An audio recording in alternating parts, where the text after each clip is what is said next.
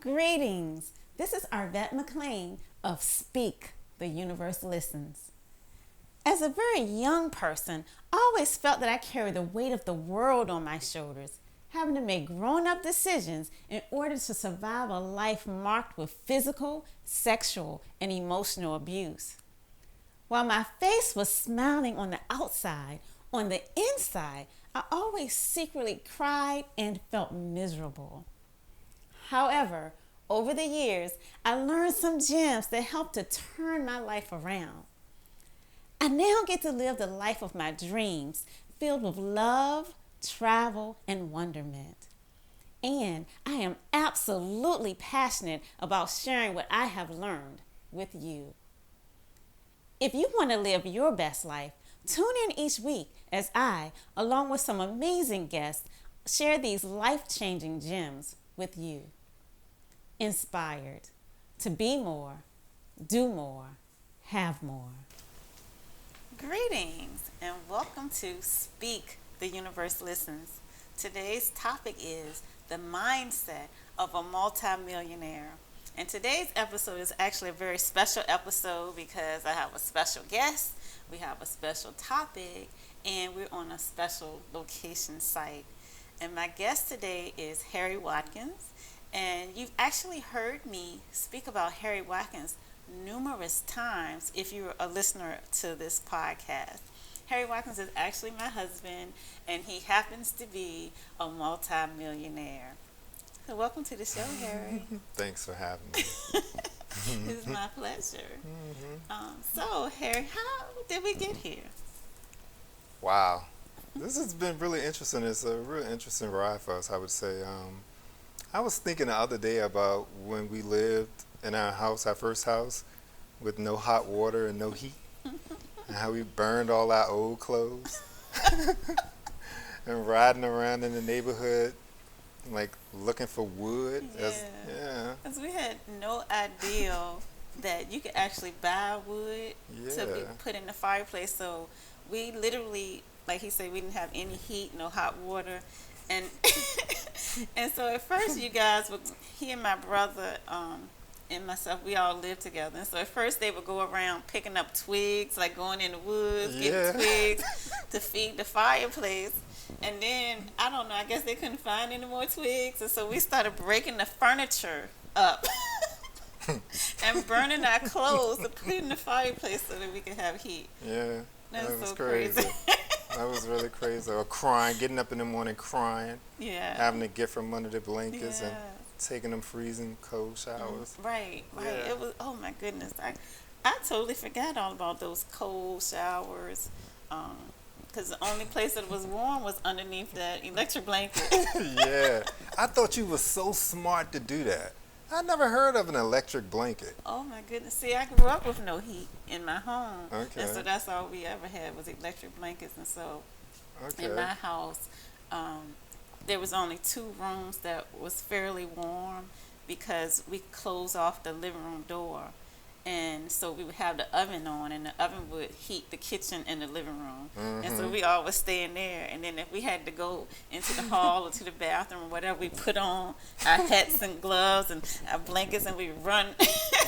Yeah. And see, it was the opposite growing up in the projects with radiators, and it wasn't like you had a thermostat or anything. When it came on, it was on. And when they decided to cut it off, they cut it off. And so you would literally bake. In the house. So yeah, that's really interesting. But we're in a totally different place now, and I'm not going back. So So no need to talk about that stuff. No. Yeah, but I think that we probably got here because we had like life experiences that kind of like shaped who we are and who we wanted to be. I know growing up in the projects, it was really easy to want to get away from my household because it was just always something going on there. And so being a paper boy and actually working at a local little restaurant called Annie and Bo's. You remember me telling you about that?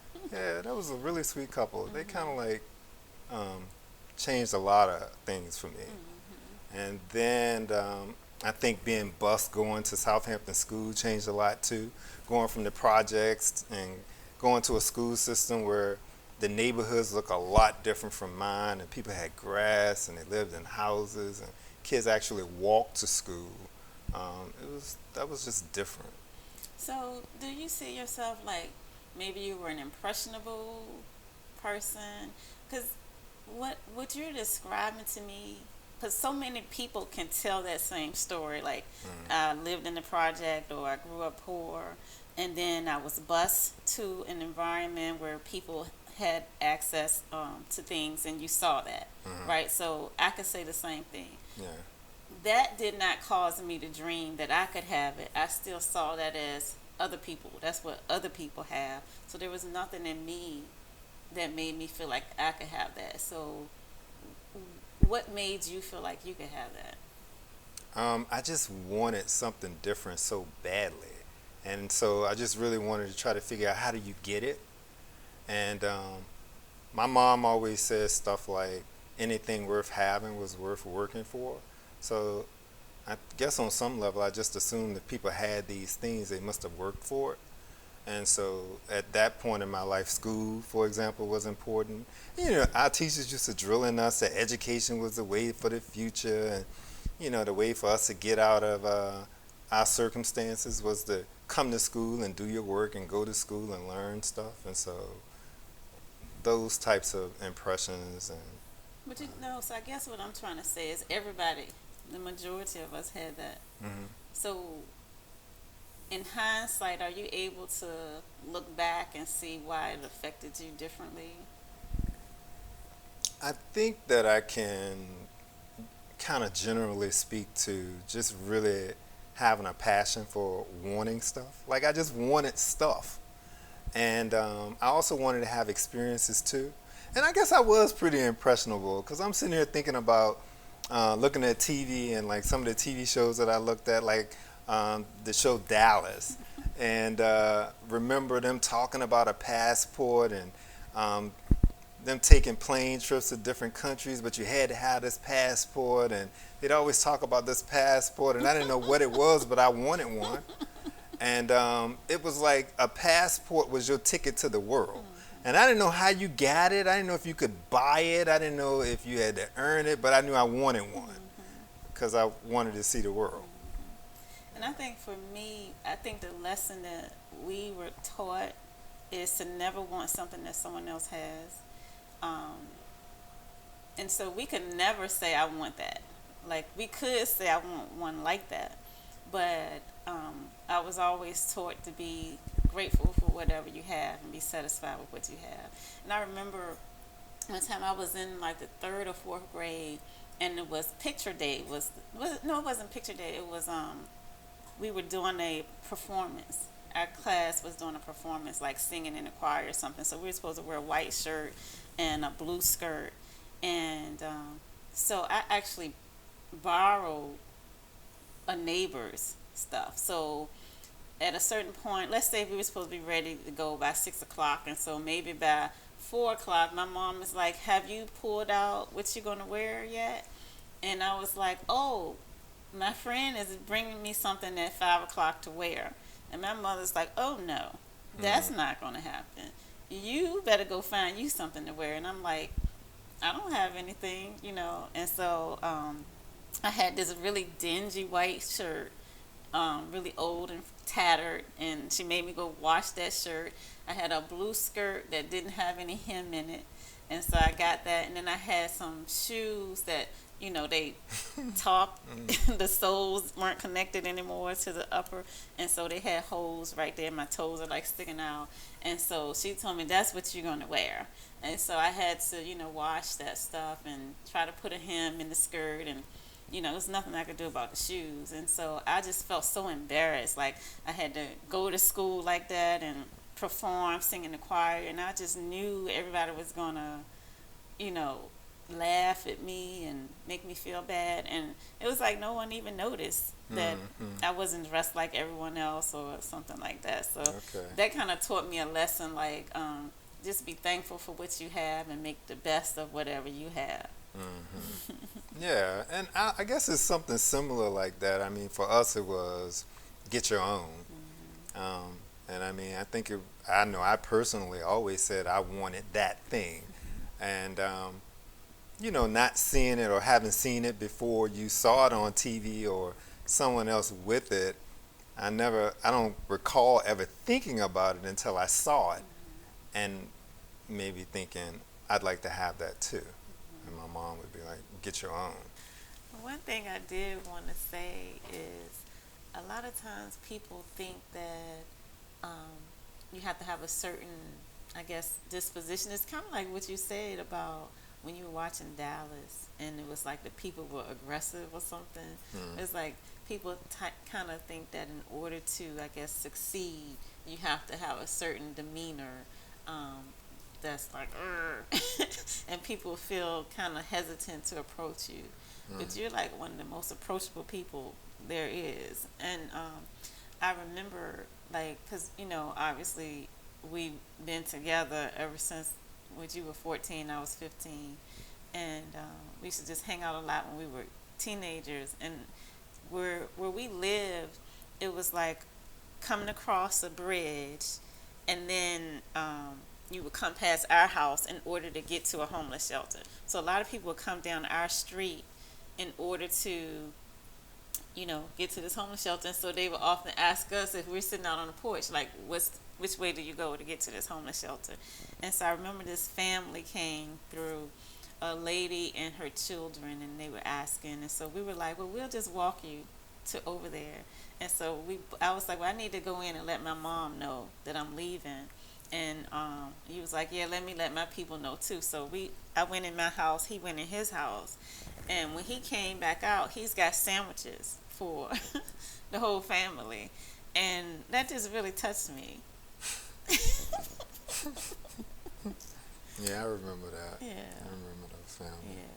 Yeah. And and then that's just like who you are. That's who you've always been to the world.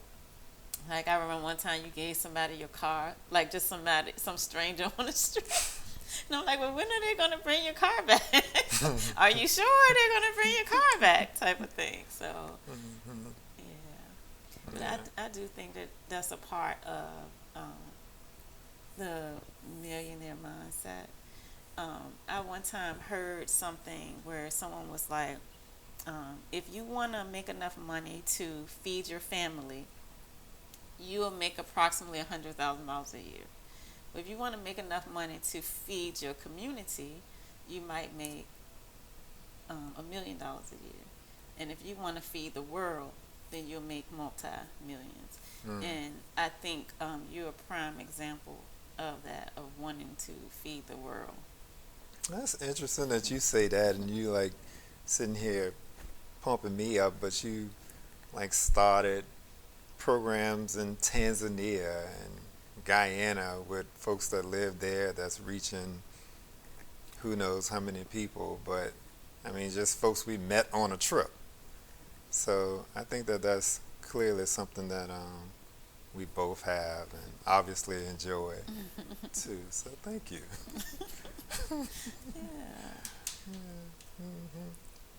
I was thinking too also about when you're talking about having a sense of sharing. Because I remember us having conversations about wanting the people around us to have certain experiences too, and for us to be able to experience those things with them. And so, I mean, the birth of Jasmine, and I mean, just even the employees at Renaissance when we would bring folks in to help them buy their first home, and then you telling them, well, you live in that house, you need to buy another one and rent it out, and this is, think of this as your retirement, and how many of the team members actually follow through on that kind of stuff. And I mean, even the people that call us to this day and talk about the fact that this is the kind of stuff that they were exposed to. Yeah. Or like when we had our first business together, like how we paid it after we paid all of our bills due and everything, whatever money we had left over for profit, we would split it right down the middle, and we would take half and buy property with half, and then the other half we gave it to the employees in forms of bonuses every year. Yeah, yeah. I think that was amazing, not just for us, but for a lot of people that kind of like see that. Because I'm remembering now, like Miss Asana in particular was one of the people who was just like, what? And how good it felt to see people feel good about us, like sharing this type of stuff. Not us as in you and me, but like the whole group. That was a real special space. Yeah. Yeah. Yes, I really feel like a lot of times when people are in business, they're in business to make money, and if you're not in business to make money, you're likely to go out of business. But I never felt like we came from that space. Particularly not in any of our human services businesses. Like, we always came from the space of, I want to serve this population, and not just the kids, but every person who surrounded them, whether it was the employees, whether it was the social workers, whether it was the parents. It was like we wanted to provide the highest quality care. Yeah. And just like really, I guess, nurture them probably in ways that they had not been nurtured before. Yeah, and I think it made a difference too. I mean, not just in the care of the kids or the workers and the agencies that we were a part of, but I think we kind of changed the concept, and I enjoyed that a lot. Yeah. And so I know that in the absence of you, I would not be in this space. Like, so, oh man, I think I'm gonna cry. Now I'm doing the ugly face, y'all.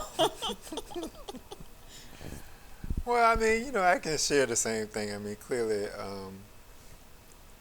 I've learned like a lot of stuff that this isn't like enough time to even begin to talk about it. But yeah, just the refinement of like the way I think, or the way I thought. I think, clearly I owe a lot to you. So thank you, sweetheart. So what would you say is the mindset of and I specifically say multi-millionaire because I think it was a shift from being a millionaire to a multi-millionaire. There's a mindset shift that I know that took place with me, and as I'm increasing, as I'm moving into a space of multi, like multiple multis, like I feel a shift taking place in my thinking. So, are you aware of any shifts that took place in you from one stage to the next? I don't know if I could actually put words to them, but I do think that, and I've been spending like very recently some time kind of thinking about like the moves from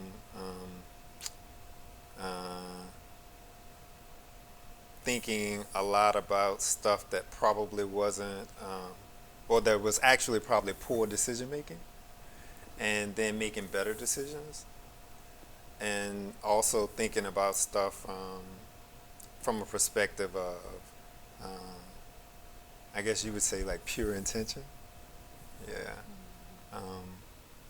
But I don't know if I actually knew what the shift was or when it occurred in terms of the thinking from not necessarily thinking about, like, let's say the cost of a particular box of cereal, or thinking about some things along that line. I don't know if I remember or if I can recall the feeling of knowing something had actually changed. I don't know. I remember this wasn't too long ago because I still have issues with value on myself and what I deserve, as well as like the whole money thing is still, I feel some kind of way about it. And so I've always been really, really frugal. Thrifty, frugal, what's some other words y'all used to call me? I don't know. But I've always been like I wouldn't say a miser because I gave money freely, right? But I wasn't going to spend it on me. On you. Right. Yeah. So, but I remember this was like probably not even a year ago or maybe just a year ago, and I was in the grocery store and I was on the phone and I was trying to find like a fruit tray, and the fruit tray was like, I don't know, maybe like $16, and I was just like, oh my god, this fruit tray costs $16. I'm not buying this. This is too expensive, and so forth and so on. And you were just like, you just started telling me how much money you had in each one of your bank accounts, and I'm thinking, what is he talking about? I'm talking about a fruit tray, and then like he ended it with, I think we can afford a $16 fruit tray. Yeah. And I was like, oh. And so then, of course, I bought the fruit tray. But even now, I have to practice not looking at price tags. So Yeah. I practice going into the stores, picking out what I want, and just getting it, and not paying attention to the cost. You know, you still sometimes say, you know, well, how many meals I could have bought us off that $100, you know, kind of stuff. Could have ate for 2 weeks off that $100. I'm like, okay, yeah. So, yeah, okay. So if you were to, do you have anything, any way you want to close in terms of what's a gem that you could say, um, this is a way that I think now that maybe I didn't think before, or something people could incorporate in their own thinking to help them move from one level to the next level and keep building as far as financially goes.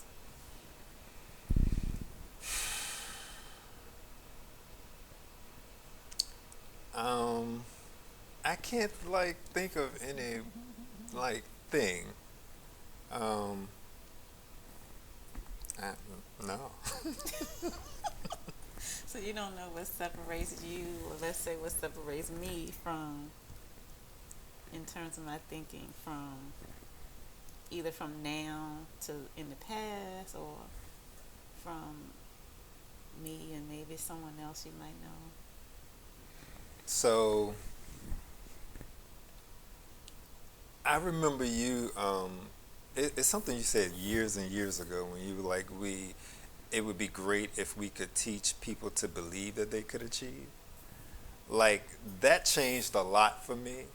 Um, just in terms of having the belief of that you can have this, you're deserving of this, and I don't know. Like I would add that. I can't think of anything So what on would top you of my tell head. your nephews if your nephew was like, Uncle Harry, how could I become a multi-millionaire? What would you tell them? I would tell them take risks and be willing to uh, fail and learn from that. I think that's what I would tell them. So what risks have you taken? You remember how panicky I was when I had that good job and with a high school diploma, and how I ran home and was like, "Ooh, Arvat, this how much how much I'm making right now," and you were like, "And what you do?" And we talked a little about that, and then I had moved into a job where folks had me doing like marketing kind of stuff, and then we had a conversation about we just had a conversation about a lot of different things as it related to work and starting a business, and from those conversations, me going back to work and telling folks I was thinking about doing something different, like leaving them, and they offered me more money, and I was just like so happy, and you were like, well, okay, don't you see that this could be something that could be really beneficial to you and the people you want to work with? Because remember, I was mad when I didn't feel like they were giving the kids in a particular community the resources that they needed, but I felt like they were making a lot of money off of all the services that me and my coworker were providing, and we had conversations about, well, what would we do differently, and And then I went back to work, and they were like offered me more money, kind of stuff. And you're like, don't you see? You really have to do this.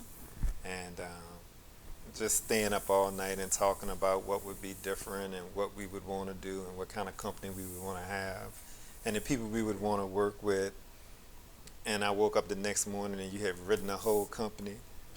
And I was like, oh, we're going to do this? And you're like, yeah. I was like, okay, all right. And panicking with that kind of So I stuff. never knew that you panicked. Yeah, because I had a high school diploma and was like getting paid. And we had just moved into that expensive house, and it was like, you know, which is funny to think about now. Like, yeah, I was panicking. Yeah. But only for like a few days though. Like, yeah. No more than when you were like, I'm gonna quit my job, and I was just like, oh my God, you gonna quit your job too? like, yeah. And I was like, oh, okay. All right, so, yeah. So take risks. Take the risk. Well, this journey so far has been so lovely with you. Getting to see the world, like literally stepping foot on every continent, seeing things that I never knew my eyes could see. Oh, no, thank you, baby. I really appreciate that. So it's been amazing. Yes. Yeah. All right, so I had to take a moment to get myself together. I got a little choked up. But we'll go ahead and close out. But right now, I didn't even mention that we're at our latest project, which is Bateau, a coffee and wine experience. And this is the brainchild of Dr. Harry Watkins, a quite lovely restaurant experience. We have jazz, we have good coffee, good wine, great food. So thank you for coming on, Dr. Watkins. All right, sweetie. Glad to be here. All right, until next time, I'll see you soon.